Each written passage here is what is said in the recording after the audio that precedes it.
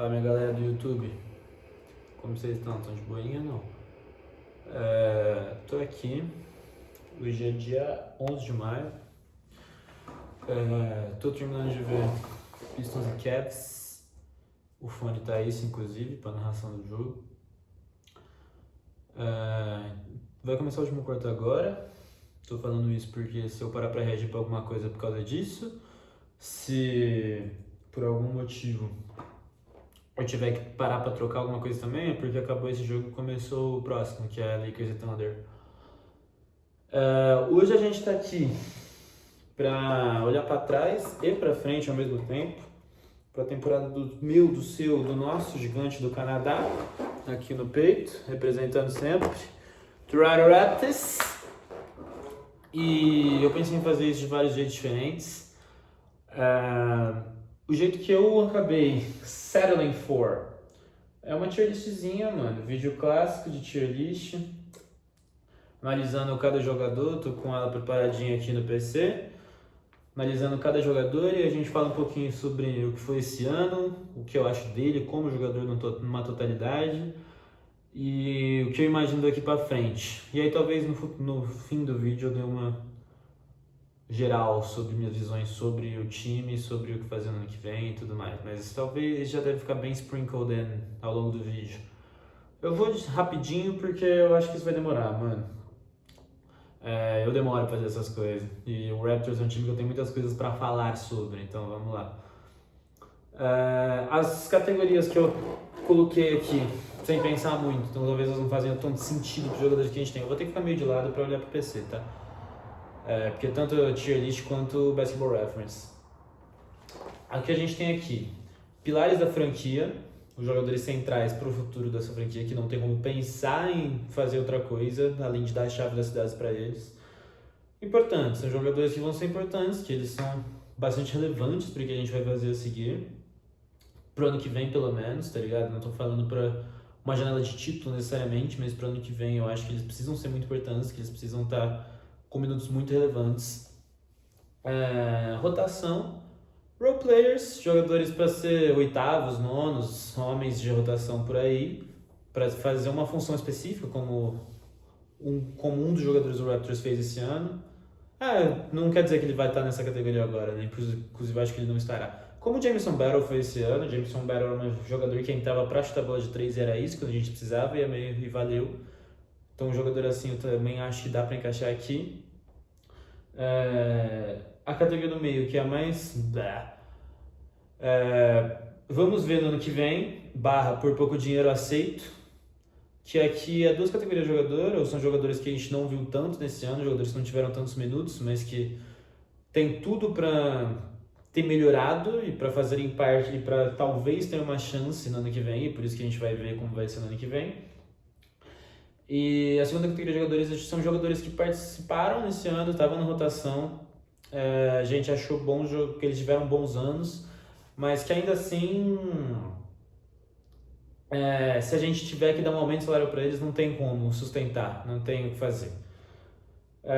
Depois disso, ano ok, mas vaza. Tipo assim, o problema não é necessariamente o jogador, é que ele não encaixa com a timeline do Raptors ou com o que a gente precisa. Ele não jogou mal esse ano, mas a gente precisa que ele vá embora. Foi bom enquanto durou. Jogadores que eles tiveram seus momentos pelo Toronto Raptors, que a gente teve expectativas dele, ou que a gente gosta deles por algum motivo, mas que eles precisam ir embora também, não tem muita conversa. E o Haaland, que, irmão, não sei por que você tem coragem de mostrar sua cara em Toronto ainda, tá ligado? Vamos lá. Eu vou pela ordem que tá colocado aqui na tier list, tirando os três mais difíceis e os deixei pro final, mas o resto eu tô na ordem que tá no site aqui da tier list que eu achei.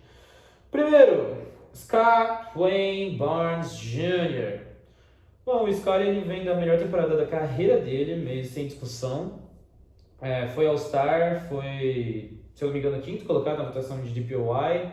Pra estar no First Team All Defense, se não tiver, é pra estar no Second Team All Defense, que já é a melhor temporada da carreira dele em achievements também. Em números, é a melhor temporada da carreira dele, 18 pontos por jogo, 7 rebotes e meio, 6 assistências por jogo. Porcentagens que não são ruins, tá? 50% dos field goals é muito bom, 30% dos arremessos de 3 não é bom, mas pra shot diet do Scottie não é algo destrutivo, assim, não é nada de ruim. A gente viu nos playoffs, inclusive, ele ter jogos onde ele não conseguia errar de 3. Então, ele é um cara que... Ele é streaky, ele não é o cara que ele vai chutar bolas de 3 e 30% todo jogo. Ou ele vai chutar 0 ou ele vai chutar 100%. É meio que essa a parada do Scottie. Cara, todo mundo sabe o que eu acho do Scottie Barnes. O Scottie, ele é essa franquia no futuro. Ele tem tudo para ser o maior Raptor de todos os tempos. Um dos melhores defensores que eu já vi na história do basquete. Um dos melhores playmakers que eu já vi na história do basquete. Ele conseguiu finalmente mostrar tudo isso nos playoffs. Mostrar isso tudo para a liga, no caso, agora nos playoffs, né? Todo mundo estava de olho nele, ele performou. Ele é claramente playoff riser, ele é muito clutch, sempre foi, sempre teve seus momentos. Ele não tem... Ele é um companheiro de time muito pica, ele se posiciona sempre a favor dos colegas de equipe de um jeito muito da hora. Não tem muito ego, ele sabe, ele gosta de passar a bola mais que ele gosta de pontuar. Então ele não tem problema em adaptar o jogo dele para fazer sentido com quem está em quadro junto com ele, o que eu acho muito, muito positivo para uma estrela.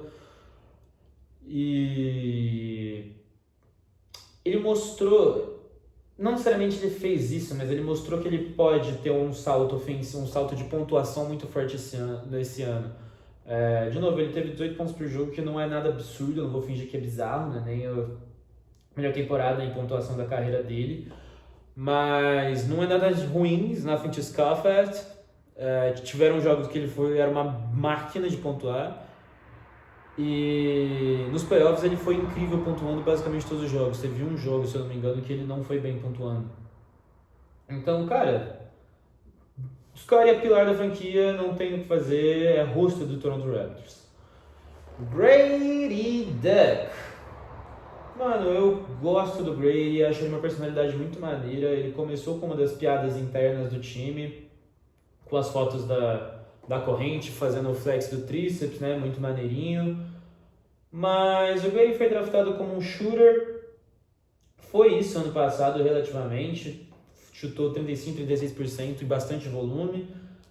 O volume não diminui tanto quanto ele está em quadra esse ano, enquanto ele está em quadra esse ano. A roll dele diminui porque o Ingram chega e não tem espaço para ele no time titular.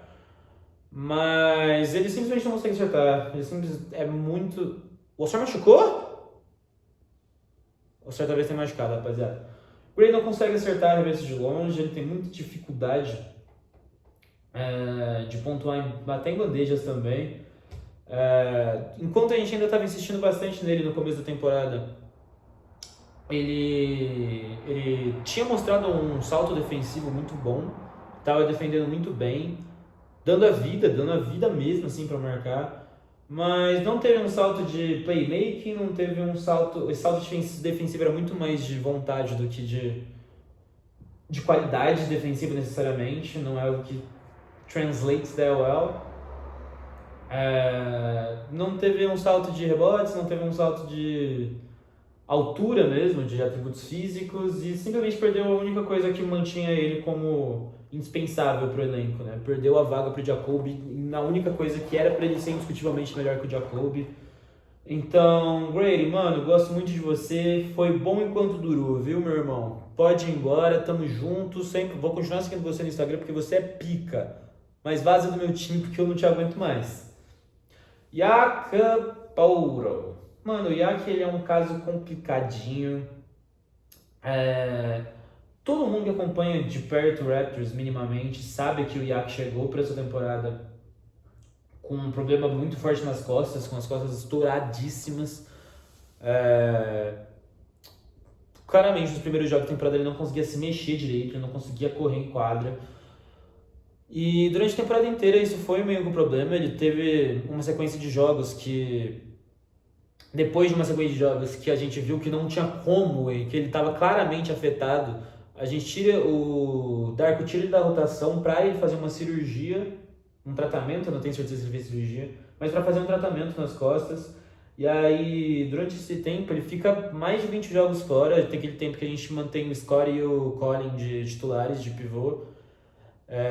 No período que o Scottie tem aquele jogo de 25 rebotes, e Jalen Duran, E quando ele volta melhor, mas não por muita coisa, tá ligado? E a gente vê o Jakob que não é agressivo, ele tem uma temporada de 70% dos arremessos de quadro, que é muito, muito zica, mas ele só tá chutando 6 arremessos por jogo, que, mano, tendo o playmaker que é o score do seu lado, não pode ser uma verdade isso, tá ligado? Não pode ser só isso que você tá conseguindo fazer. A defesa dele desapareceu, claramente por conta dos problemas nas costas, mas desapareceu, os fatos são esses, ele não consegue mais marcar ninguém. Isso ficou muito, muito claro agora nos playoffs contra o Jarrett Allen e o Evan Mobley. A gente meio que perdeu a série porque o Jakob Poeltl não conseguia manter nenhuma pressão no aro, nem no ataque, nem na defesa. Não é um grande reboteador, nunca foi um reboteador absurdo, nunca teve uma temporada de mais de 10 rebotes, inclusive, mas esse ano foi especialmente ruim. E assim, durante a temporada inteira, o Jakob ele estaria num vamos ver no ano que vem. Tipo assim, vamos começar ano que vem com você, tendo esse tempo da off-season para se recuperar, e aí a gente vê no ano que vem, se não tiver indo bem, a gente troca na deadline e valeu. E eu era uma das poucas pessoas que pensava assim no Raptors Twitter, todo mundo estava a favor de trocar ele, querendo se matar por causa do contrato dele e tudo mais. Mas aí chegou os playoffs, mano. E ele foi unplayable nos playoffs, quem assistiu sabe. Teve jogo que ele teve 10 minutos no jogo, porque ele não dava pra ficar com ele em quadra. Os Cavs exploravam isso muito facilmente, que não deveria ser algo fácil de fazer. Nem o Evan Mobley, nem o Jarrett Allen são pivôs que jogam com off the dribble, que gostam de ter a bola, que criam as próprias jogadas. E mesmo assim eles estavam fazendo isso porque era muito fácil fazer isso contra o Yak. E isso infelizmente acaba com ele, mata ele. Eu gosto da pessoa Jakob Poeltl, acho que ele gosta de Toronto, tem uma ligação forte com o Pascal, por exemplo, mas infelizmente, mano, vai ter que ir embora. Owen Halloran foi bom enquanto durou, eu sou meio apegado com todo mundo que estava no Raptors em 2018, então eu vou colocar em foi bom enquanto durou, mas cabe honrá-la facilmente aqui, tá ligado? Porque esses 7 jogos dele foram muito ridículos, muito, muito ridículos. Esse próximo é quem? Colin Murray Boyles. Colin P. Murray Boyles. Eu não lembro o que é o P. Não é P não. O P é o Jeremy Battle. Colin Joseph Murray Boyles, eu acho que é. Mano, o Colin foi a nossa escolha de primeiro round nesse ano. Foi pick 9. A maioria das pessoas, inclusive eu, queriam o Cabelo Maluac. Mas a gente foi provado. O Colin provou que a gente estava errado. O moleque é muito zica, muito, muito zica. Ele é mais novo que eu, esse desgraçado. Ele é mais velho que eu por um mês só, na real, esse desgraçado. Ele é o melhor calouro defensivo que eu já vi num chamado Victor Wembanyama. Ele é assustador o quanto ele joga de defesa. Mas ele não é só isso, mano. Todo mundo fala sobre a defesa do Colin Murray Boyles. Todo mundo se surpreendeu com isso nos playoffs. Mas todo mundo que não assistiu o Raptors principalmente, o que surpreendeu a gente muito foi a pontuação e a agressividade dele, mano. O moleque não se diminuiu por momento nenhum. Foi pra cima, brigou muito. Os rebotes estavam lá, a defesa estava lá a temporada inteira, mas essa agressividade, essa pontuação era uma parada que a gente não estava prevendo tanto. E que, mano, é uma coisa que... Antes dos playoffs começarem, umas 2 semanas antes dos playoffs começarem, ele falou que começou a treinar floaters. E aí ele foi uma das grandes armas de floater do Raptors durante os playoffs. Ele realmente acertou a maior parte, tá ligado? Essa velocidade para aprender, essa vontade de estar em momentos difíceis, em momentos duros, é uma coisa muito difícil de se achar nesse grau. E que pra mim eleva o Colin Murray Boyles de importante para pilar da franquia nesse momento especificamente, é bom dizer. É bem possível que ele bata na sophomore wall, né, que ele não progrida tanto no ano que vem. O próprio Scottie não progrediu tanto no segundo ano dele. Mas hoje o Colin é um pilar do Raptors porque ele e o Scottie formam um core defensivo assustador. É uma coisa muito difícil de se pontuar em cima. Uma dupla de reboteadores muito, muito forte também. Eu não sei se as pessoas estão comigo nisso, mas... A ideia de montar um time com o Scottie na 3, o Colin na 4 e um pivô forte na 5 é uma coisa que me agrada muito, que tornaria o Raptors extremamente forte defensivamente e extremamente forte nos rebotes também, que a gente provavelmente estaria entre o melhor time, entre os melhores times de fast break ano que vem, igual a gente teve esse ano, mas também de segunda chance, pontos de segunda chance. Hoje não tem como não colocar o Colin pilar da franquia, um moleque extraordinário. Próximo, Jacoby Walter. Cara, o Lopes é um maluco que eu defendi muito. Quando a gente entrou na temporada, muita gente não entendia o porquê a gente escolhia o Jacoby, o porquê a gente estava priorizando ele ao invés de outros caras, mas eu já estava defendendo ele, eu já estava colocando ele como muito importante para que a gente estava colocando. Já havia flashes muito fortes nele. E, cara, ele teve um salto defensivo. O Jacoby ano passado ele era um pouco pau para toda obra, ele era um pouco all around. Jogava um pouquinho. Meu Deus, Jalen Duren, você é muito ruim. Fazia um pouquinho de tudo muito bem, mas não era especialista em nada especificamente, tá ligado? Esse ano, o Jacoby tem um salto defensivo e um salto nas bolas de 3 assustador, mano. Assustador. Ele foi o melhor chutador do Raptors por muita coisa. Chutou 41% nas bolas de 3. Num volume muito bom pra quem vem do banco, pra quem jogou só 20 minutos por jogo. Cara, ele foi extremamente importante, ele é o nosso melhor, tirando o score, ele é o nosso melhor marcador de perímetro. Ele é novo, mano, ele tem a idade do Colin, se eu não me engano. Ele é menos de um ano mais velho que o Colin, ele é 200 dias mais velho que o Colin, por aí. Então, tipo assim, ele, pra um terceiranista, ele é novo, na minha concepção, pelo menos. Mano, muito importante o ano do Jacoby, muito forte. Ele teve 2 jogos muito ruins nas nossas 2 vitórias em Toronto nos playoffs, mas mesmo estando muito ruim pontuando, ele ainda estava muito forte defendendo, e pra mim isso é o que faz jogadores two-way extremamente valiosos na liga hoje. E é o que me deixa na dúvida de colocar o Jacoby entre importante e pilar nesse momento, cara. Acho que eu vou deixar pra decidir mais pra frente, que eu acho que a tag de pilar é uma coisa muito forte para um cara que não é titular até hoje e que já tá indo pro terceiro ano, tá ligado? Eu sou defensor que ele deveria ter sido titular já nesses últimos tempos, mas enfim. Ao final disso aqui a gente vai ver como vai ficar mais ou menos as tiers de cada um e a gente vê se faz sentido o Jacoby ficar importante ou pilares. Tipo assim, se ele parece uns polares, tanto em pilares, ou se parece uns polares sendo importantes. Esse aqui é o Tiabad, que já foi embora. Jamal Daniel Shead.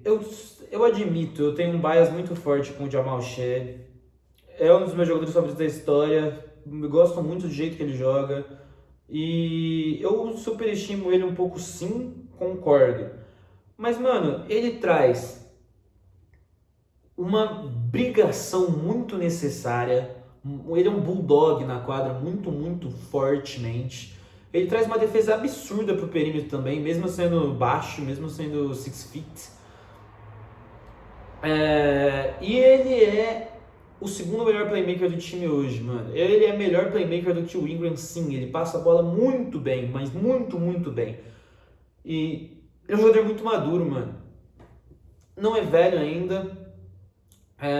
Tá pra fazer 24 anos, ainda tem bastante forte. All-Star, damn. Bastante forte, mas ele ainda tem coisas a evoluir. Ainda é bem razoável esperar uma evolução dele.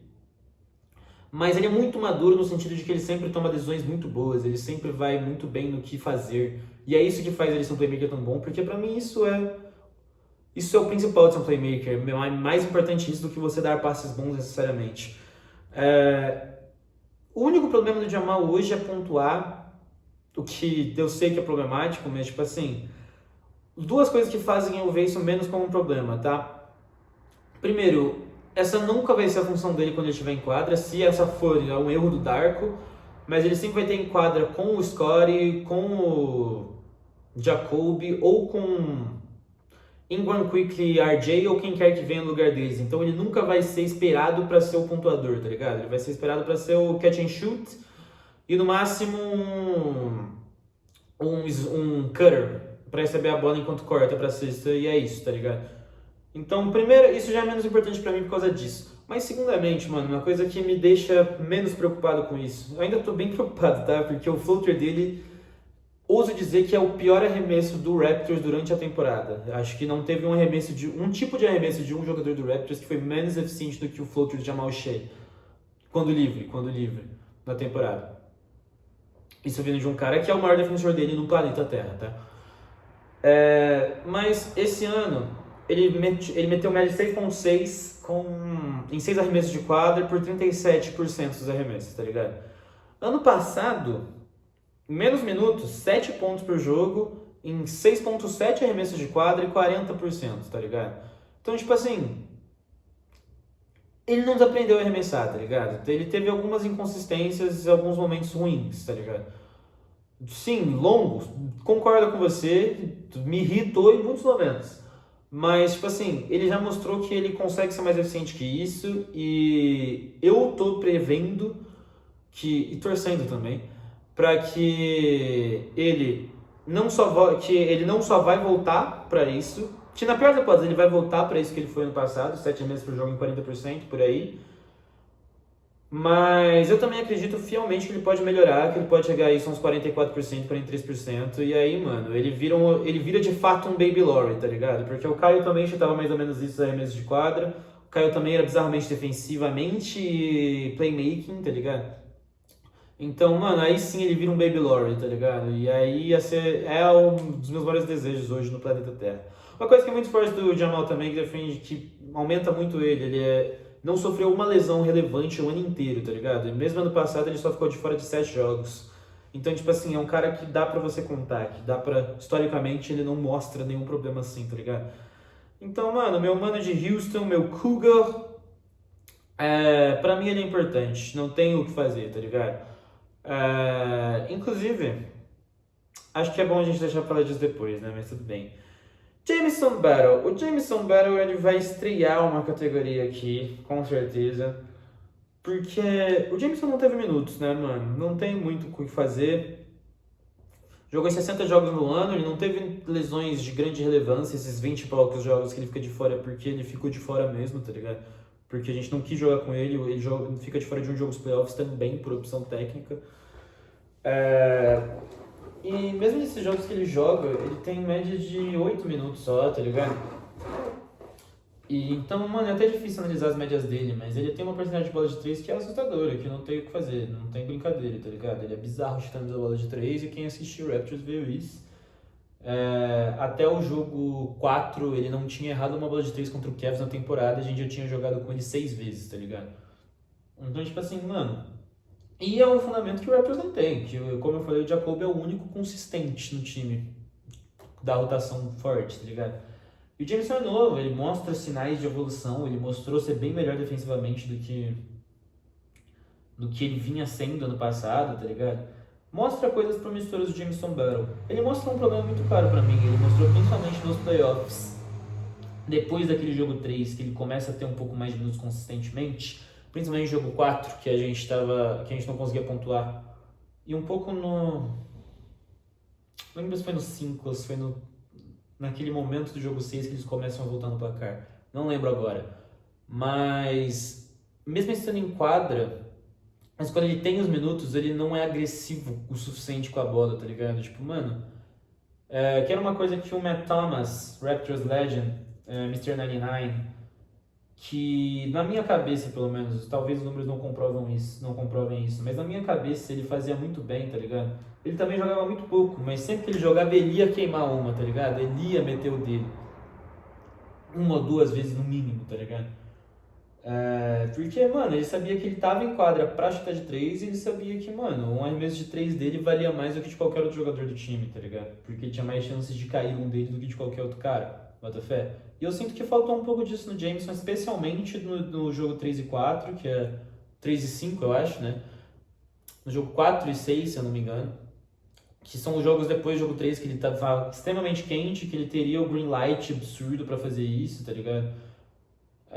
Então, tipo assim, mano, se o Jameson mostrasse essa agressividade, mostrasse sinais de ser extremamente agressivo, com os flashes que ele tem mostrando, e por ele mostrar essa parada que esse fundamento que falta muito no Raptors de arremesso de 3, eu colocaria em rotação.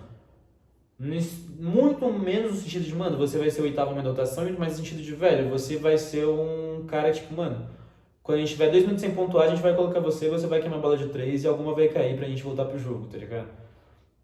Mas por ele não mostrar essa agressividade, velho, eu desço ele pro vamos ver ano que vem. Porque eu tenho que ver se esse saldo, se ele vai ter saldo defensivo de verdade, se ele vai se mostrar mais competente em pontuando no garrafão e se ele vai trazer essa agressividade. Se não, mano, adoro o cara, mas tá aberto a proposta, não tem o que fazer. AJ Lawson, eu não vou falar muito sobre o AJ, mano. O AJ também vamos ver ano que vem. Two-way o ano inteiro, assinou um contrato regular no final do ano. Não tem muito o que falar, não, mano. Ele trouxe momentos elétricos em muitos momentos que ele veio pro jogo. Boas defesas, sabe pontuar, um pouco ineficiente, mas sabe pontuar. Soube chutar também enquanto veio pro jogo. Vamos ver ano que vem se ele consegue, agora com o contrato regularizado, batalhar por minutos um pouco mais. Ele também tem essa mesma parada de Jameson, de trazer um pouco mais de uma parada que o Raptors não tem normalmente no time titular. Então vamos ver, mano. Vamos ver se ele traz alguma coisa. O valor dele também não é alto, em nenhum dos dois sentidos, tá ligado? O salário dele é baixo, é o mínimo, se eu não me engano. Se eu não me engano, não, é o mínimo, a gente ensinou ele no último dia da temporada. E ele não tem valor nenhum de troca, então, tipo, mano, não tem por que não manter o AJ Lawson, mas também não tem por que tratar ele como um jogador fixo da rotação, tá ligado? Não. Esse aqui é o Will Chomche, que também não tá mais no Raptors. Sandro Mamukelashvili. Mano, o Sandro começa o ano extremamente quente, tá ligado? Inclusive gera um problema pra gente, porque ele tá assinado numa player option, ele pode escolher se ele vai voltar pro Raptors ou não. E a gente, depois desse começo de ano, a gente esperava que ele fosse recusar e que a gente ia ter que trazer ele de volta por um contrato maior, né? Por uns 8 milhões por aí. Ele começa já a desacelerar na segunda metade da temporada. Eu não acho que o Sandro faz um segundo metade de ano bom. Até um pouquinho mais que isso. Acho que ele não faz uns... Bom e forte. Mas ele não faz uns últimos 55 jogos por aí no mesmo nível que ele fez os primeiros. Isso eu acho que não tem muito debate. Todo mundo que assistiu Raptors chega nessa conclusão. Até por isso ele sai completamente da discussão de Six Man of the Year. Ficou em 10º na votação. Tipo assim, mano... Se ele jogasse o ano todo perto do que ele estava jogando no começo do ano, eu acho que ele estaria no top 5, assim, por aí, tá ligado? Mas aí, a mesma coisa que eu falei com o Colin, só que ao contrário. Acho que o que eu falei no começo ainda se manteria pelo Sandro até o fim da temporada regular. Talvez não por 8 milhões, por uns 6,5, por aí. Mas esses playoffs vieram e o Sandro foi injogável nos playoffs, mano. Injogável nos playoffs. Mano, ele e o Jakob foram os piores minutos do Raptors. Ele e o Jakob, vocês sabem quem, foram os piores minutos do Raptors nos playoffs. Olhando aqui, 15 minutos por jogo, médias de 5, 3,5, não, 5, 5, 1.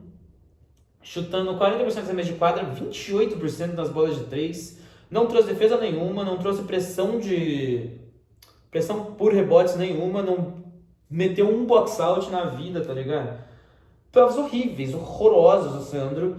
E, mano, eu não consigo me sentir confortável pra trazer esse maluco de volta pra pagar isso, pra pagando mais do que o mínimo, basicamente, tá ligado, mano? Então, pra mim, é a definição do por pouco dinheiro aceitamos. Por um contrato, se ele aceita a player option, é nós. Se ele volta por uns 3 milhões, 3 milhões e meio, é nós também. 5 milhões pra cima, eu acho que ele tá pedindo muito pra ter feito uma série de playoffs risória, tá ligado? Talvez ele esteja cometendo um erro, talvez, mano. Mas é que, tipo assim, eu prefiro rodar, explorar outros jogadores que talvez solucionem mais os problemas do Raptors, tá ligado? A gente sabe que o Sandro não vai trazer rebote, a gente sabe que ele não vai trazer uma consistência absurda nas bolas de 3. Ele sabe chutar, mas nada bizarro. Então eu prefiro, se é pra pagar por um cara que a gente sabe que, mano, não vai resolver esses problemas gigantes e que na hora H ele ainda pode cair muito de produção, como caiu esse ano, prefiro tentar com algum outro free agent que talvez solucione um pouco, tipo, o problema de rebotes do Raptors, por exemplo, tá ligado? Vindo do banco. Isso aqui é Jonathan Mobile. Cara, acho que vamos ver também. Acho que vamos ver também. O Jonathan, ele foi draftado para ser amigo do Scottie, todo mundo que conhece sabe disso, eles são amigos desde sempre, desde o high school, se eu não me engano. E o Jonathan foi draftado meio que pra isso mesmo, mano, porque ele é parceiro do Scottie, meio que os Antetokounmpos, só que nossos. E ele teve um ano de rookie bem ruim. Ninguém gostava do Jonathan no ano de rookie dele, pra ser sincero. Teve um triple-double, o que é meio bizarro. Mas esse ano, mano, joga muito menos, ele joga muito pouco, 40 minutos, 40 jogos, a maior parte deles no garbage time.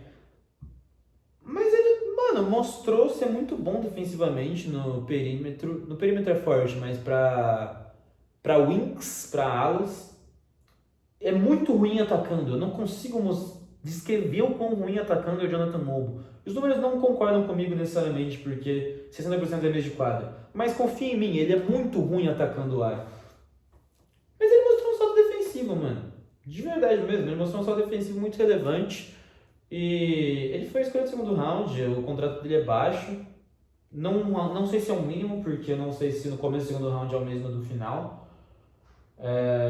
Acho que não é o mínimo, mas se ele voltar para ano que vem na Team Option, é 2 milhões, tá ligado?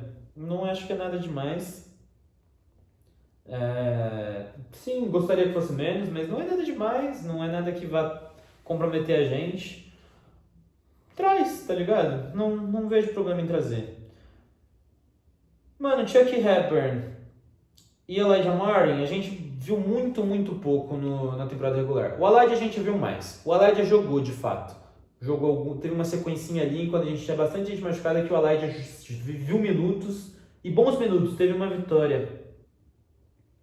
Não lembro contra quem agora. Talvez tenha sido o Hawks, que o Elijah foi crucial, que o Elijah foi muito importante. Que foi quando a gente começou a tirar o Gray da rotação, inclusive. Mas não dá pra ter nada conclusivo sobre nenhum dos dois, cara. Não dá pra ter nada conclusivo sobre nenhum dos dois. Garrett Temple. Não vou colocar ele na tier list, mano. Ele não cabe em nenhuma das categorias, de verdade mesmo. É o veterano do time, porque se você tira os olhos dele, os jogadores mais velhos do Raptors são o Jakob Poeltl e o Brandon Ingram, e o Jakob vai fazer 31 ano que vem, acho que tá longe ainda. E o Ingram tem 29, se eu não me engano. O time precisa de um veterano, esse veterano é o Garrett Temple, ele faz a função muito bem, os caras gostam muito dele. Ele tem uma mentalidade muito da hora, dá pra ver nas entrevistas, e os jogadores gostam dele, ele faz o papel dele, mas tipo assim, não cabe na tier list, não estamos analisando isso. É a 15ª vaga e é isso. O que é esse 21 aqui, mano? Inventaram um cara aqui, velho. Inventaram um mano aqui que eu não sei quem que é não, pra ser sincero, viado. Vai ficar de fora, porque eu não faço ideia quem é esse maluco, não. É two-way esse cara, mano? Não tô reconhecendo ele mesmo. Deixa eu ver, calma aí. Scottie, B.I., RJ, Yak, Jonathan... Não sei quem é aquele, mano. Não sei quem é aquele, não. Não sei se alguém tá no training camp. Enfim, vai ficar de fora. Brandon Ingram. Cara, quando o Raptors faz a troca pelo Brandon Ingram, foi um defensor. Defendi a troca do Ingram. Fiquei muito feliz com a troca do Ingram. Foi, na minha visão, mais uma grande troca do Masai Ujiri, tá ligado? A gente transformou...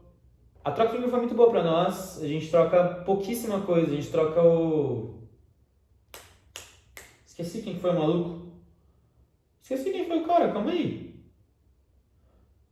A gente troca o Bruce Brown e o Kelly Olynyk com a primeira escolha do Pacers, que, mano, quando a gente trocou, o Pacers era um dos melhores times do leste. Não tinha como a gente saber que a Haliburton ia morrer. E uma escolha de segundo round, em 2030, pelo Brandon Ingram. É uma troca maravilhosa, não tem como olhar para trás e não ver que isso é uma troca muito boa. A gente conseguiu muito valor pelas coisas que a gente tinha naquele momento. E a temporada do Ingram, mano, numericamente ela é boa. Ele é o melhor arremessador do mid-range da temporada, estatisticamente. 21 pontos por jogo. É bastante coisa, especialmente para um cara que não tá jogando 38 minutos por jogo, ele tá jogando 33. É a temporada mais saudável dele da carreira, desde a temporada de rookie. As porcentagens dele foram boas, mano. 48%, 38% para um cara que joga do jeito que ele joga. É bom. Ele começa o ano muito mal de 3. O que me leva a crer que ele terminou muito melhor do que eu tinha reparado. Porque em algum momento ele esteve, tipo, 31% das bolas de 3. Em algum momento, tipo, depois de pelo menos 30 jogos, tá ligado? Mas vamos lá, os problemas do Ingram. Ele não te traz muito além de pontuação, tá ligado?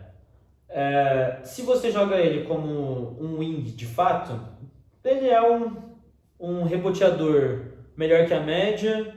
Acho que ele não machuca a defesa, ele não é bom. Não entenda que ele é bom. Não estou falando que ele é bom, porque ele definitivamente não chega perto. Mas acho que ele não atrapalha na maior parte das vezes, quando ele quer, pelo menos, quando ele está tentando defender. Mas, mano, lados negativos, ele é meio que basicamente esse scoring punch e nada mais. Muito ruim como playmaker. Quando ele recebe a bola, ele vai dribble out of the air, vai ficar driblando por muito tempo e é isso, tá ligado? Não tem muito pra onde correr. E eu não gosto das decisões que ele toma, é muito difícil ele ter boas decisões.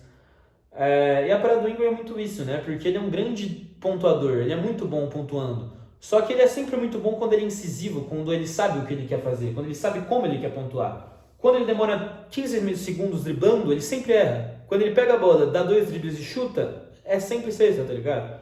E é por isso que, mano, antes dos playoffs chegarem, os 60 jogos into the season, eu meti um tweet que foi tipo, mano, o Brandon Ingram deve ser o jogador mais frustrante que eu já vi jogar basquete na minha vida.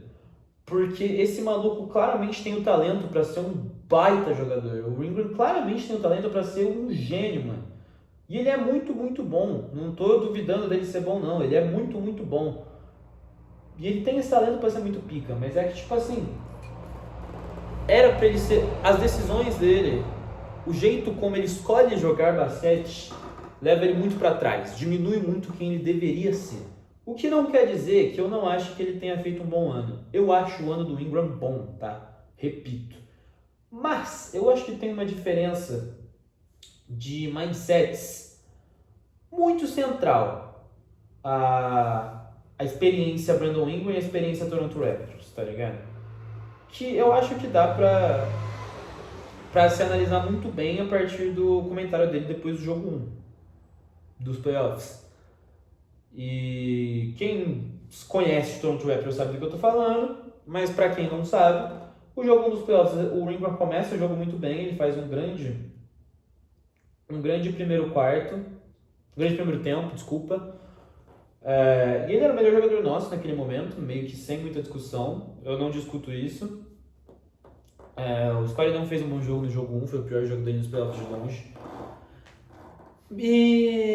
Só que aí o segundo tempo ele apaga, ele desaparece do jogo completamente, para de arremessar. Termina o jogo com 9 arremessos só, um arremesso só no segundo tempo inteiro. E ele dá uma entrevista no fim do jogo, depois da derrota, falando: irmão, simplesmente não vai ser o caminho para as vitórias a gente arremessar, eu arremessar 9 vezes uma bola de basquete, eu preciso ter a bola a mais. O que me desculpa, eu não consigo ler isso de nenhuma outra maneira que senão uma crítica direta aos companheiros de time e ao treinador, mano. Eu não consigo ler isso de outra maneira, não sou capaz. Me desculpa se você entende isso como uma, tipo, eu tenho que ser melhor. Não consigo, mano. Pra mim o problema é claramente uma crítica aberta aos companheiros de time e ao treinador. Depois disso, ele procede a fazer a série mais desastrosa que eu já vi na minha vida dos playoffs. O Ingram tem média de... Eu vou tirar, vou ser bondoso aqui, porque ele machuca muito cedo no jogo 5. Joga 4 jogos e ele tem média de 14.4 pontos, se eu não me engano, ele tinha até machucar no jogo 5. Muito poucos rebotes, ele termina com 3, ele devia ter tido uns 4 por aí. 2 assistências, meia roubada de bola, 1 toco, 14 pontos em 33% e 38% das bolas de 3, mano. E arremessando só 11 bolas nas médias. Cara, e aí eu quero trazer uma parada que aconteceu durante o ano no Twitter, principalmente. Os fãs do Brandon Ingram, especialmente quando ele foi trocado pro Raptors, meio que levantaram um debate de quem você prefere ter. Quem é o 1A do time, o Scottie ou o BI? Isso não é uma discussão, mano. Não é uma discussão. Me desculpa, isso não é uma discussão. O Scottie é melhor em tudo que não arremesso de 3 do que o Brandon Ingram, cara. Me desculpa de verdade mesmo, velho. Mas, tipo assim, o Scottie é o melhor reboteador dos dois por muita diferença. É o melhor assistente playmaker dos dois por muita diferença. É o melhor defensor dos dois por uma diferença esmagadora. E eu, particularmente, acho sim o Scottie o melhor pontuador, mano. E tipo assim, isso não quer. Os dois jogando o seu melhor basquete, o Ingram vai pontuar mais.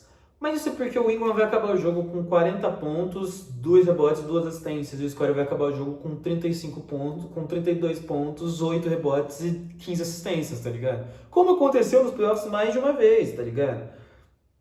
Tipo assim, não tem muito pra onde fugir pra mim, mano.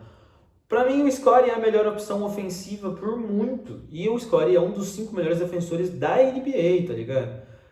E, mano, o Ingram e os fãs dele sim enxergam ele como um jogador central que tem que ter a bola todos os tempos. E, cara, isso é prejudicial pro Toronto Raptors. Isso não é bom pro jeito que o time joga. Se o Ingram aceitasse ser uma segunda opção, um cara que o Scottie vai passar a bola pra você quando você estiver em posição, você tem que se mexer sem a bola, você tem que estar no corner em alguns momentos. Acho que ele ia ser fantástico, mano. Acho que ele ia ser espetacular, cara. Espetacular, de verdade. Se ele jogasse o The Christian Middleton Role, The Chris Middleton Role, que é o que a gente esperava que ele fosse ser quando ele chegou, acho que ele ia ser fantástico no Raptors, cara. Fantástico, mano. Mas ele se recusa a fazê-lo, mano. Ele se recusa a ser o cara que entende que ele não é o melhor jogador do time, que quando a bola estiver, quando faltarem 5 segundos a gente vai dar a bola na mão dele, ele vai arremessar e é isso, tá ligado? Não se recusa a entender isso, mano. E isso é muito prejudicial para o time e para mim.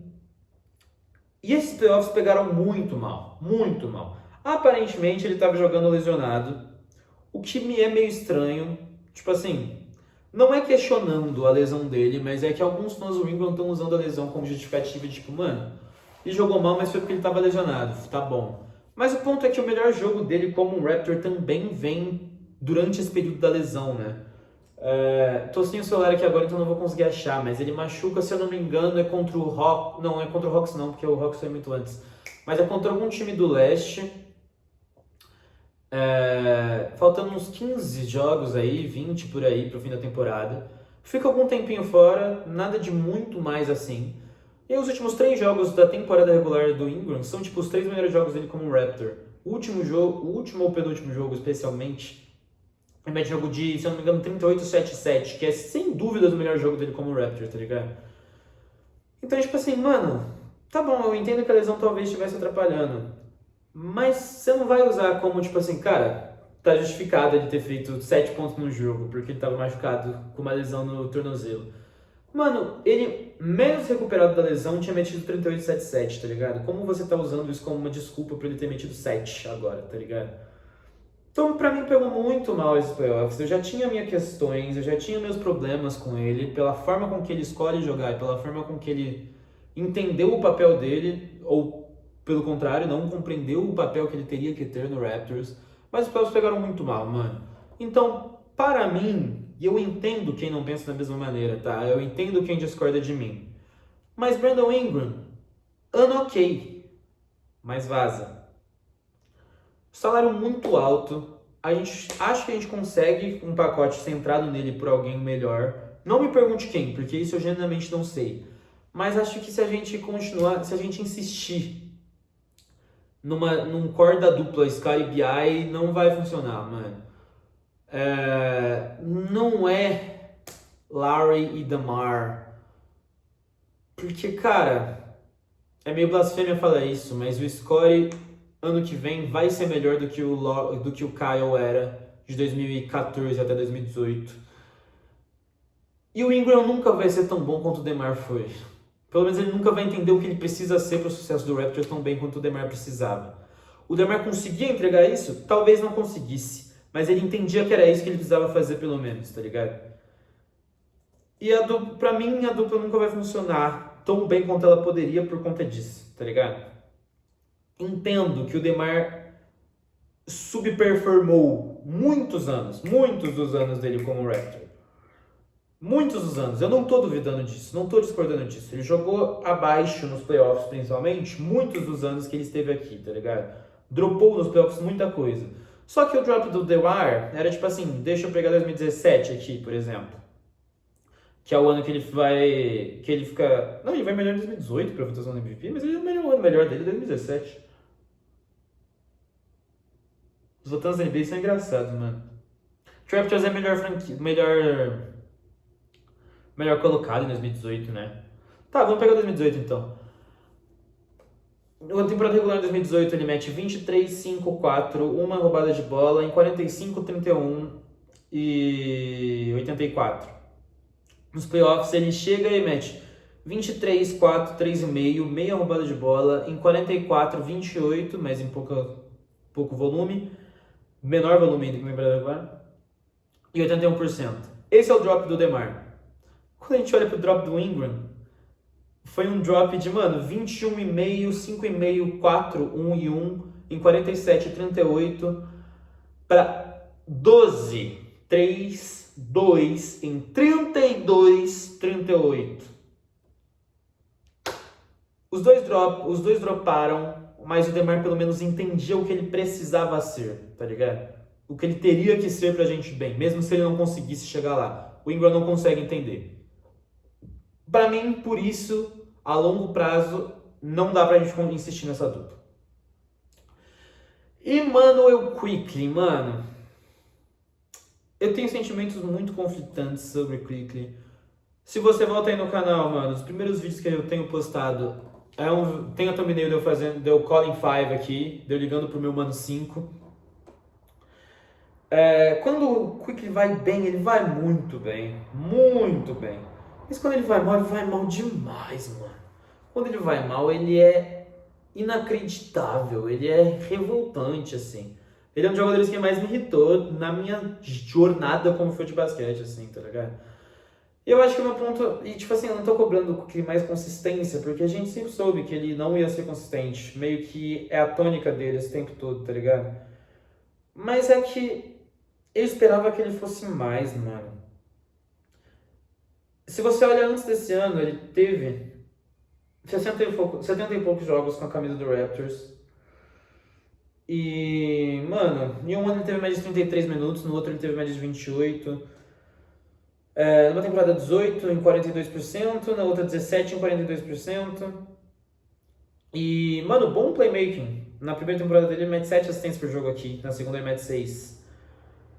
E ele dá uma... Ele não eleva. E eu acho que muitas vezes a gente tem que tomar cuidado com os termos, porque muitas vezes a gente interpreta como um jogador não melhorando, como ele tendo diminuído, quando ele tendo piorado. Quando na verdade ele só não teve um salto e as defesas se acostumaram a marcar ele. Eu acho que o Quickley não melhora como jogador, nem um pouco, de 2024 até aqui. Ele tem médias de 16,5, ele teve média de 16,5, 6 assistências, 22 minutos, 44% dos arremessos. Um pouquinho mais eficiente, mas chutando mesmo tanto, um pouquinho menos de bolas também. E tendo uma pontuação menor, tá ligado? Então, tipo assim, mano, acho que ele não consegue manter o que a gente precisaria que ele fosse pra justificar o contrato dele, pra justificar essa posição. É meio difícil de interpretar o Quickley, porque ao mesmo tempo a gente sabe que a gente teria ganho a série dos playoffs se ele tivesse saudável, tá ligado? A gente tem essa consciência. Porque ele traz um playmaking pra ajudar o score, ele traz um arremesso que não é consistente, mas que ele é um... is a threat, tá ligado? Tem que se respeitar o arremesso do Quickley, você tem que marcar o arremesso do Quickley, que já abre muito pra gente, tá ligado? Então é difícil, mano, é difícil julgar o Immanuel Quickley, cara. Porque ele pode trazer coisas muito boas, ele também pode deixar de trazer tudo isso, o básico, qualquer noite, any given night, tá ligado? Tem um jogo no ano passado, especificamente, que o Scottie tava vindo de uma sequência muito ruim, que o Quick tava machucado, e aí o Quick volta, e o Scottie tem um dos melhores jogos da temporada ano passado, tá ligado?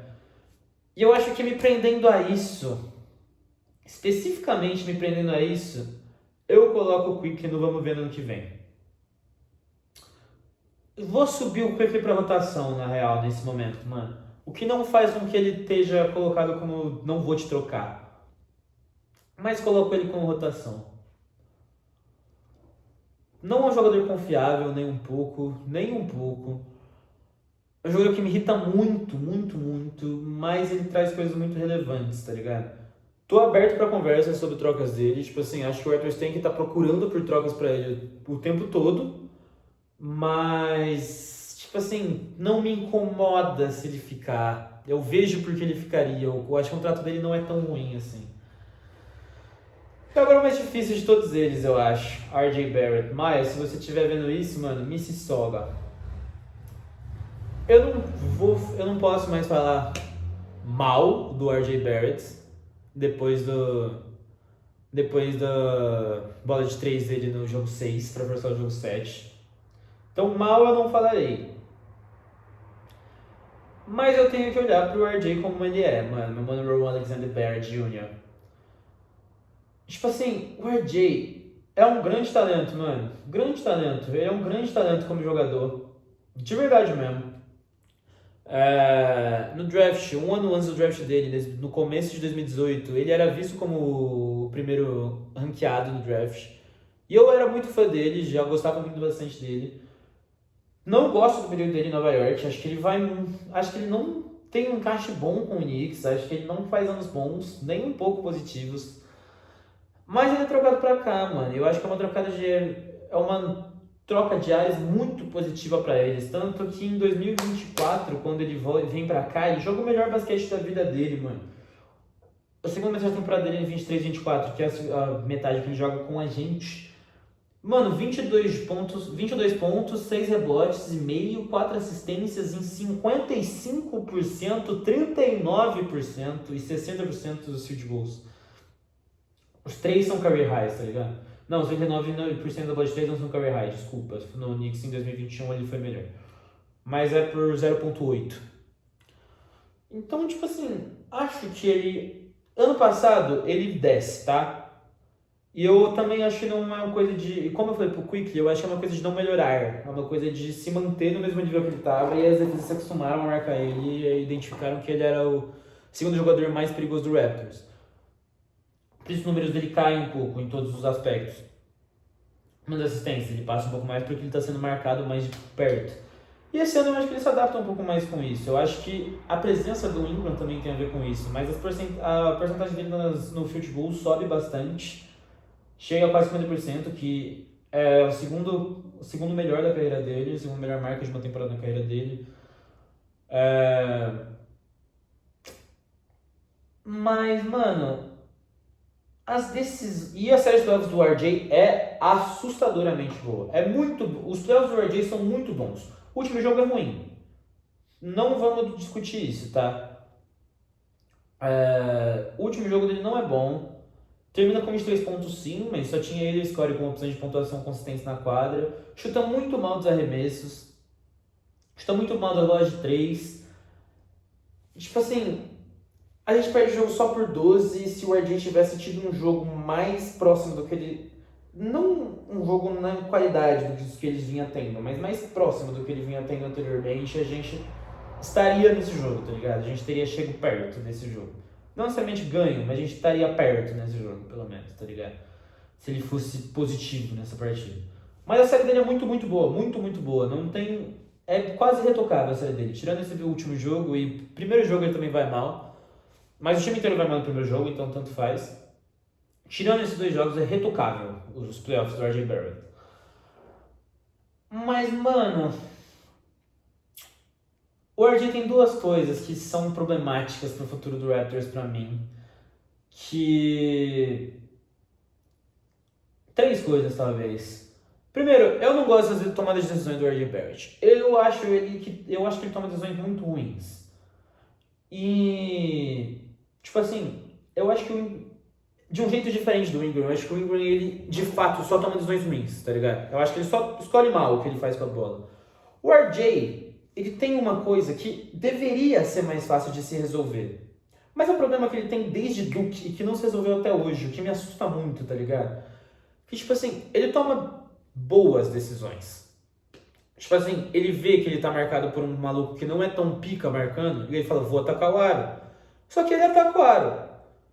E no meio do caminho ele percebe, irmão, o cara me marcou bem. Se pá que vai ser difícil eu pontuar aqui, se pá que vai ser complicado. Nesse momento de improvisar, de tomar a segunda decisão, de chamar um scramble, de mudar de ideia no meio do que ele tá fazendo, ele não consegue, mano. Ele é incapaz, ele é muito, muito ruim nisso. Tipo assim, esse é o maior defeito do jogo do RJ Barrett pra mim, que é o que faz ele ser tão inconsistente em todo o resto. Ele não consegue mudar a tomada de decisão dele. Se ele decide uma coisa no começo da jogada, ele não vai mudar por nada nesse mundo, mano. Ele não é capaz de, tipo assim, chegar numa bandeja, perceber que ele tá sendo marcado por três caras e dar um passe bom pra fora. Tipo assim, ou ele vai tentar o arremesso de qualquer jeito, ou ele vai dar um passe muito ruim pra fora, ou pra um cara que não tá bem posicionado. Ele não consegue, tipo assim, receber uma bola que ele acha que ele tá livre. E aí quando ele percebe que começar o movimento do arremesso, e quando ele percebe que ele tá marcado, ele de qualquer maneira recuperar a posse, ele vai arremessar de qualquer jeito. E para passes também, eu tenho a impressão de que os turnovers do RJ Barrett são tipo erros de fato, faltas ofensivas barrandadas, mas grande parte deles também são tipo assim, ele está driblando e ele fala tipo, nossa, o cara tá ali, né, vou passar pra ele. E ele começa um momento de passe, no meio do caminho ele fala, nossa, esse passe ele tá marcado. Mas ele não consegue parar o movimento, tipo assim, mano, tá, vou pensar em outra coisa aqui pra fazer. Ele muda o passe pra tentar para tentar fugir do turnover, tá ligado? E normalmente não dá certo. Esse é o grande problema do RJ pra mim. Grande problema. Ele não consegue chamar esse scramble, tá ligado? Não consegue. Se ele conseguir resolver isso, eu mudo completamente minha análise. Porque as próximas duas coisas são problemas, são problemáticos, mas são coisas resolvíveis, tá ligado? Não resolvíveis necessariamente, mas coisas que dão pra se passar por cima. Isso é o que eu não consigo passar por cima. Eu acho que pro jeito que o Raptor joga, ele tendo que ser a segunda ou terceira opção em pontuação ofensiva hoje, não dá pra depender tanto de um cara ofensivamente e ele ter posses que ele vai errar de um jeito tão ruim assim, tá ligado? Porque é meio desmoralizante até. Dá muita moral pro time, e tira muito da gente nesse sentido. Então, de novo, se ele conseguir resolver isso para essa temporada, muda completamente minha análise e acho que ele se torna. Já vou falar aqui, acho que ele se torna importante pro Raptors se ele conseguir mudar isso. Dito isso, tendo exposto, os outros problemas dele são. Ele é um jogador que pra mim é bem one-dimensional, mano. Ele é unidimensional, não tem muito o que fazer. Assim como o Ingram, ele vai te trazer scoring punch, ele não vai te dar muito mais do que isso, cara. O RJ não tem como forte dele marcar, ele não é um grande defensor. Nunca foi, nunca se propôs a ser também, tá ligado?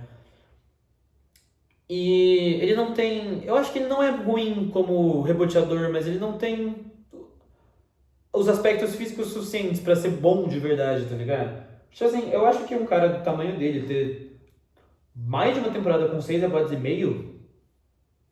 Temporadas não, né? Porque o outro foi só a segunda metade da temporada. Mas enfim, ele girar em torno de 6,5 rebotes por jogo é bem impressionante, mano. Ele é 6,6, ele não joga perto do aro defensivamente. Então eu acho muito da hora. Eu acho que tipo assim, mostra que ele sabe rebotear bem. Só que às vezes é mais interessante você não saber rebotear e você ser 7-0 do que você saber mais ou menos ser 6-5, tá ligado? É pica, é difícil o jogo, mano. Eu não tô falando pra trocar o RJ Barrett por qualquer cara que seja 7-0 só pra pegar rebote, tá ligado? Não é isso que eu tô falando, mas é tipo, não dá pra colocar rebotes como um ponto forte do jogo dele, porque, tá bom, eu não tô falando que ele é ruim, eu acho ele bom, mas ele não é de um jeito que vai mudar o jogo pra nós. Então, mano, ele é um jogador unidimensional, até porque se slump dele nesse ano nas bolas de 3 continuadas, só chutou 34% na temporada regular, foi bem melhor nos playoffs, é verdade. Quer dizer, é a minha impressão, né? Talvez ele nem tenha sido. Não, ele foi melhor sim, chutou 38% em 6 tentativas. Tá bem melhor mesmo. Nossa, eu baguncei o Basketball Reference aqui agora, mano. Calma, eu baguncei completamente. Nossa, eu baguncei o site inteiro aqui, mano. Calma. Tá, consegui. Mas, mano, ele chutou 5 bolas de 3 por jogo e meteu mais de 33%, tá ligado? Se isso se manter, acho que o RJ não consegue se manter no Raptors, cara. Porque a gente tem muita dificuldade de arremessar. E se for pra ter caras unilaterais que só pontuam, eu acho que faz mais sentido pro Raptors ter caras unilaterais que só pontuam que sejam pontuadores arremessando, tá ligado? À distância. Porque, de novo, os pilares vamos voltar pros pilares desse time. A gente tem o Colin Murray Boy e a gente tem o Scottie Barnes, mano. Os dois vão pontuar dentro do garrafão, os dois vão funcionar dentro do garrafão, tá ligado? E o RJ Barrett é um dos melhores cutters da liga, o que eu acho muito relevante. Até por isso que eu tô falando que dá pra se ignorar esses dois problemas, mesmo eles sendo problemas de verdade. Que são os dois, eu não sei se eu falei, mas essa inconsistência nas bases de 3 esse ano é o segundo problema. Dá pra ignorar esses dois outros problemas se a gente passar por cima do primeiro. Por isso que eu falei isso, porque, mano, ele é o melhor cutter da liga, se pá, na minha opinião. Isso funciona muito, muito bem com o Scottie. O Scottie precisa de jogador assim. O Scottie precisa ter algum cara, um idiota, que tá nesse canto da quadra correndo pra dentro do garrafão pro Scottie fingir o passe, no mínimo, tá ligado? Pra ou ele passar ou ele dar o passe de fato, ou ele fingir o passe. Isso ajuda muito, muito, muito o jogo do Scottie. Muita mesmo. Tipo assim... Por isso que o Scottie e o RJ combinam muito. Mas, mano, se ele não resolver aquele bagulho que eu falei primeiro, aí isso aqui vira um problema de verdade, tá ligado? Porque a gente pode colocar o Colin como esse cutter, a gente pode colocar a gente pode treinar o Jacoby pra funcionar bastante como esse cutter, tá ligado? Tipo assim, de novo, se for pra ter um jogador unidimensional, e se o RJ não corrigir aquele primeiro problema, é muito preferível que a gente tenha espaçadores de quadra, porque os nossos dois pilares da franquia funcionam apenas dentro do garrafão. E a gente não pode ficar clobbering up the paint, tá ligado? Tipo assim, a ideia é que o Warriors... Tá, vamos pensar assim, o Warriors da dinastia, só que ao contrário. Quando você tinha o time história do Warriors em quadra, se alguém fosse chutar uma bola de 3... tinha que ser o Curry ou o Clay. Tinha que ser o Curry ou o Clay. Depois, quando o KD chega, o KD também. Mas, tipo, pensando no Warriors de 73-9 e tudo mais. Tinha que ser o Curry ou o Clay, mano. Não podia ser outro cara. E é aquele sentido que eu falei do Matt Thomas mais cedo. Ele era o melhor arremessador do time. Então, a bola de 3 dele era um arremesso melhor do que uma bola de 3 de qualquer jogador do time. Tá ligado? Do mesmo jeito que a bola de 3 da Damian Lillard sobre o Oklahoma City Thunder, que o Paul George chama de bad shot, é um bad shot mesmo. É um arremesso ruim, mano. É um arremesso que a porcentagem é muito baixa pra qualquer jogador. Pro Damian Lillard aquilo vale muito, tá ligado? Eu prefiro o Damian Lillard chutando aquilo do que muitos jogadores chutando uma bola de 3 normal. É meio que esse o lance. Então, tipo, a dinastia do Warriors funcionava nesse sentido. Valia mais a pena o Clay ou o Steph chutarem uma bola de 3 marcados do que qualquer outro titular, antes do KD, lembrando, chutar uma bola de 3 livre, tá ligado? Era meio que essa brisa. E, igualmente e contrariamente ao mesmo tempo, é meio que preferível... Porque, tipo assim, não era só preferível porque eles eram os dois melhores, era preferível porque os dois estarem chutando significava que o Draymond Green, quem quer que fosse o pivô, porque o pivô mudava bastante, e o Iguodala, na maior parte do tempo, eles estavam dentro do garrafão brigando pela posse, tá ligado? Pelo rebote.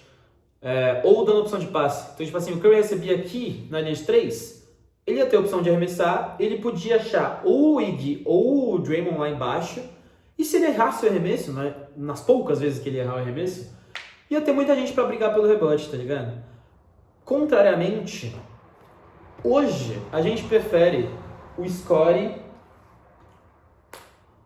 A gente prefere que tenham bons chutadores em volta do Scottie e do Colin, porque isso faz com que a gente dê liberdade para os dois atacarem o garrafão muito, tá ligado? Hoje, do jeito que é, quando o Scottie ataca o garrafão, ele olha em volta E ele vai ter pra passar o Jakob Poeltl, o RJ Barrett, que 33% das bolas de 3, o Quickley, que, de novo, é mesmo que tem que se respeitar, mesmo que ele não seja consistente, e o Ingram, que na segunda metade da temporada melhorou. Foi bem. Mas prevendo que o Collin ganhe alguma vaga desses dois aqui. Porque ele não ganha mais a do RJ, pelo menos no começo da temporada. Considerando que ele ganha a vaga de uns dois estão machucados, vamos supor que eles passem por cirurgia, sei lá. Porque, de novo, eles são os pilares, então, tá bom, o Collin não vai ganhar a vaga para começar a temporada, mas eventualmente, a gente projetando o futuro, a gente tá projetando os dois como pilares, então a gente tá projetando os dois como titulares juntos. Mano, o score vai estar lá dentro do garrafão e vão ter dois caras que arremessam, tá ligado? Na prática, o que significa? Um marcador vai ficar no Ingram, um marcador vai... Não necessariamente vai ser Ingram, né? O marcador vai ficar em um dos chutadores que tá lá fora, o outro vai ficar no outro. E os outros três podem juntar no score, porque não, se ele passar pro Collin fora do garrafão, e daí? Tá ligado? O que ele vai fazer? Não tem o que ele fazer, tá ligado?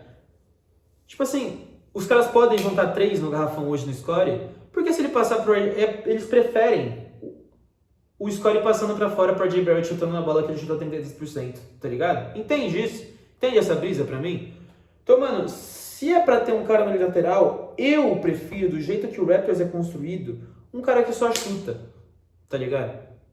O que não quer dizer que ele seja melhor do que o RJ Barrett. Eu não tô falando aqui que o Luke Kennard é melhor jogador que o RJ Barrett, tá ligado? Não tô falando, o RJ é muito melhor que o Luke Kennard, não duvido disso. Mas o encaixe com o score talvez seja melhor se a gente não conseguir resolver os outros problemas. E de novo, eu torço muito para que isso dê certo, porque a história do RJ Barrett é muito da hora, o sentido de ser hometown kid, especialmente agora com essa bola de 3 que salva o time nos playoffs.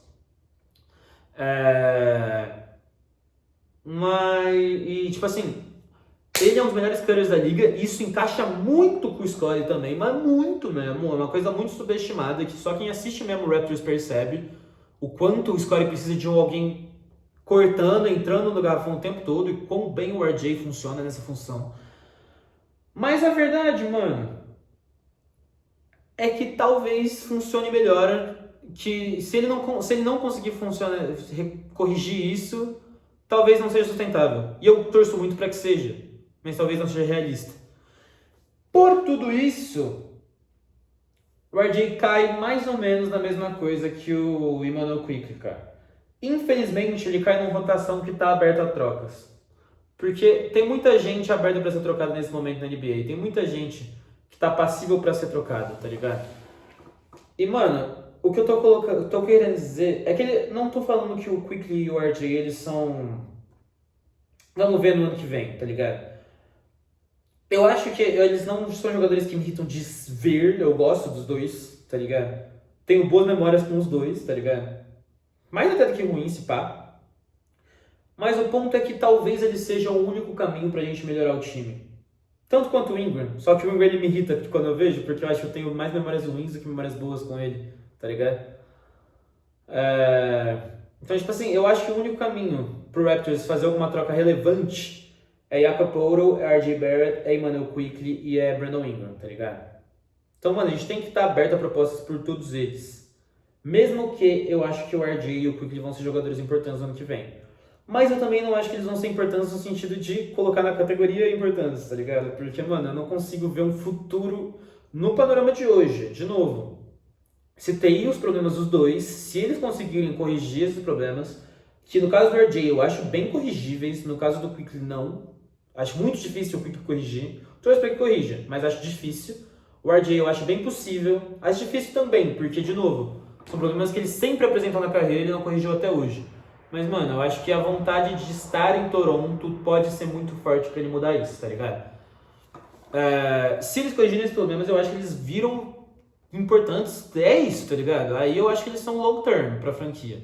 Mas hoje, com eles não tendo corrigido isso, analisando só o que eles me mostraram e não o que eles podem me mostrar, acho que eles têm que ser colocados só em rotação, não importantes. Porque eu acho que eles não têm um futuro de 5 anos com a franquia, tá ligado? Então, revisando, mano. No Hala, não ficou ninguém, não tem ninguém nesse time que eu odeio, já falei várias vezes que esse é um dos elencos do Raptors que eu mais amo, tá ligado? Eu olho pras fotos desse elenco, me dá vontade de chorar, porque eu gosto muito desses caras, mano. Tipo assim, é o Raptors de 2000, é o Raptors do título, é o Raptors de 2018, é o Raptors de 2020 e é esse Raptors, tá ligado? E é meio difícil ordenar eles, eu não tô falando numa ordem certinho. Tipo assim, esses quatro quase juntos, tá ligado? Foi bom enquanto durou. Grady Dick. De novo, gosto muito de você como pessoa. Você tinha um projeto muito bom, mas não dá.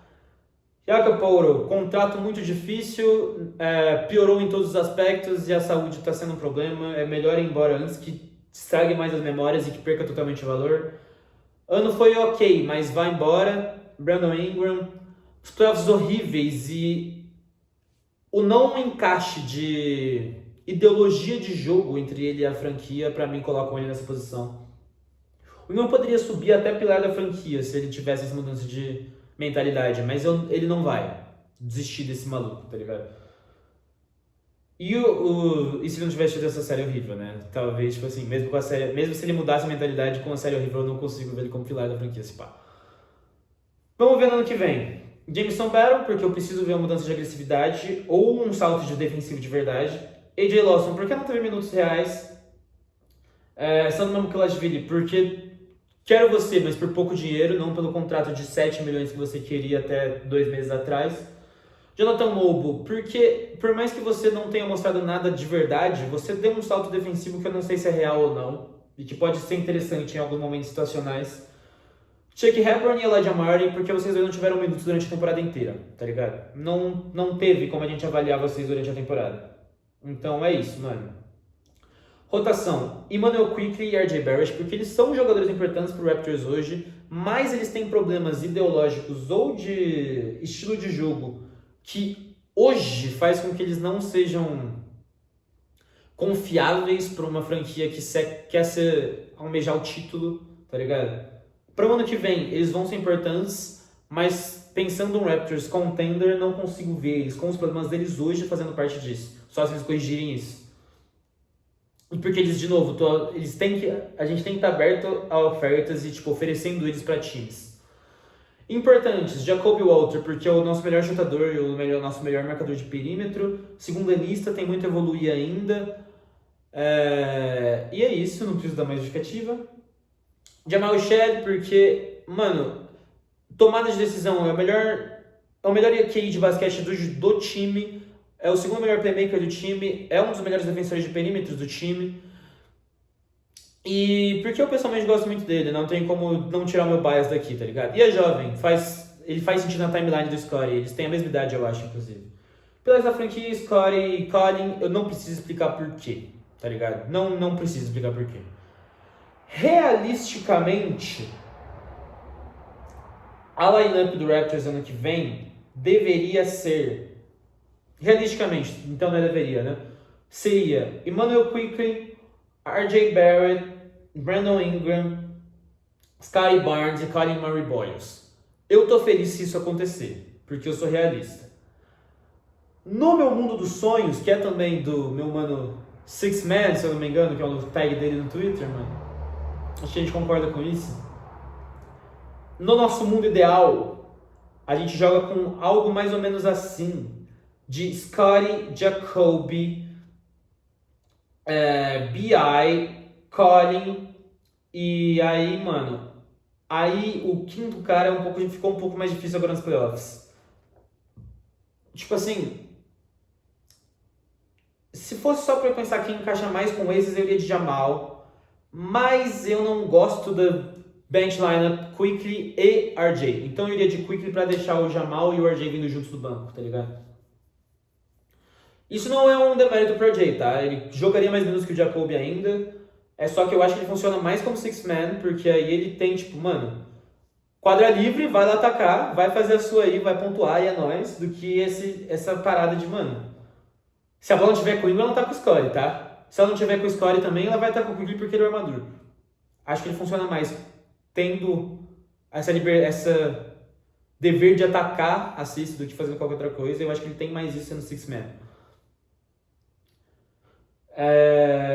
Mas de qualquer jeito, eu acho que o Jacoby precisava. O Jacoby e o Collin precisam ser testados como titulares ano que vem.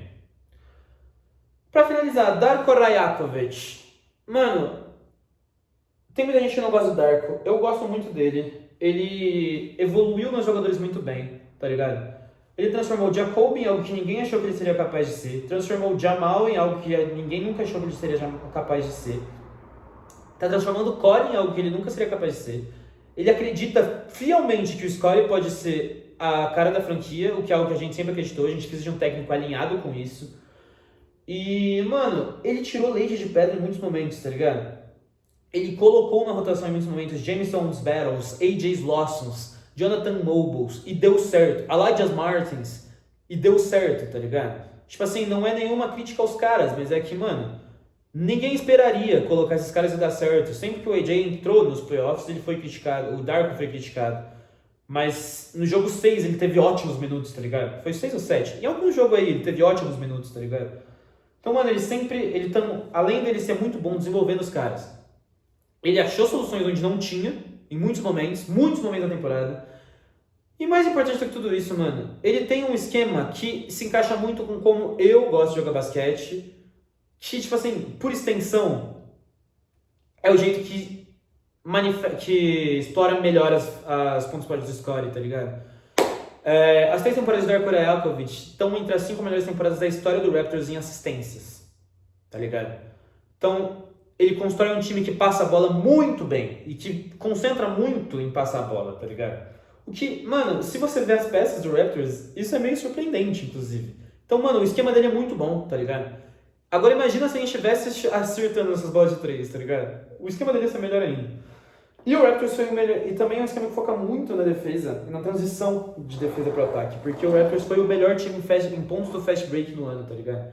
Então, mano, eu gosto das ideologias do Darko, eu gosto da forma com que ele achou soluções onde não existiam soluções no elenco do Raptors esse ano, e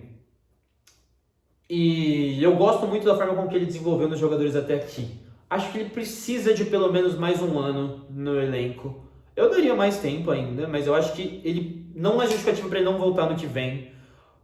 Com um elenco melhor construído, se o Bobby Webster fizer o trampo dele, com um elenco melhor construído para ver o que ele consegue tirar desses caras, tá ligado? E é isso, o ano do Raptors foi bom. Já postei no Twitter também no começo da temporada. Eu esperava que o Raptors fosse para os playoffs, sim, esperava que eles fossem em sexta, mas não esperava que a gente tivesse uma série de playoffs tão boa. E tipo assim, esperava que o Scottie fosse playoff riser, mas não esperava que ele fosse tão bem também, tá ligado? E tipo assim, quando eu tinha previsto o Raptors para ir para os playoffs, sim, e mesmo sem saber quem ia ser nosso adversário, eu já tinha falado, mano, pra gente ganhar uma série, a gente é tipo o Pistons do ano passado.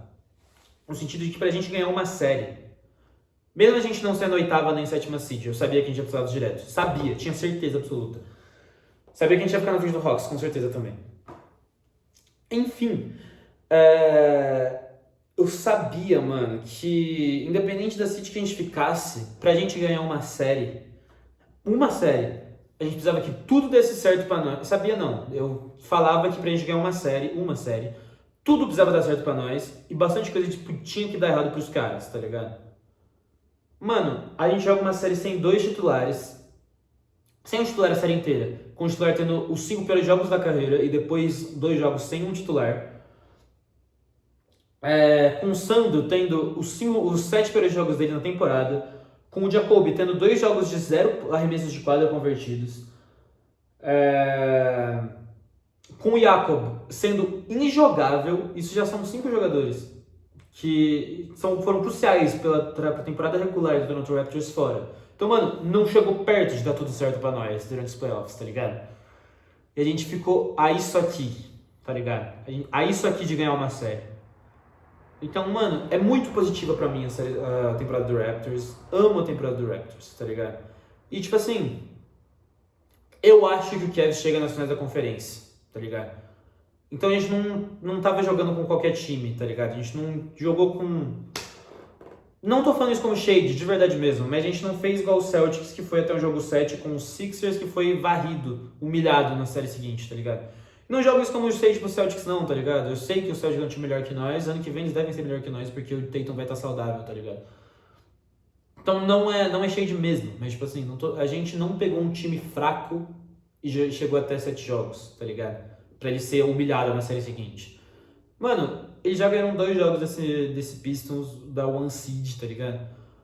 O Donovan Mitchell meteu mais de 45 pontos hoje e a gente segurou ele pra 4 dos piores jogos da carreira dele nos playoffs, tá ligado? A gente segurou um conhecido playoff riser que até o começo dessa série era tipo top 8 melhores médias de pontos por jogo na história dos playoffs, a jogos horríveis pontuando. E esse time ainda talvez chegue até as finais da conferência, tá ligado? A gente pegou um time bom, mano, com boas peças e chegou até 7 jogos, ficou esse aqui de passar com tudo dando errado pra nós. Então, tipo assim, Toronto Raptors, eu te amo. Não tem muito mistério, tá ligado? Amo basquete, amo Toronto Raptors. E a qualquer momento eu venho aqui com o vídeo dos jogadores favoritos da história do Leste. A qualquer momento eu venho aqui com vídeos que não são sobre basquete também. É isso. Obrigado por quem acompanhou. O Trey Jackson Davis, ele rala, tá? O Trey Jackson Davis, ele não tá na tier list porque é do começo do ano, mas ele seria no ralo. Vou colocar aqui pra vocês, só pra confirmar que tá tudo bonitinho aqui. Quem quiser tirar o print aí, tira o print aí, mano. Tá tudo bonitinho aqui. E é nóis, viu?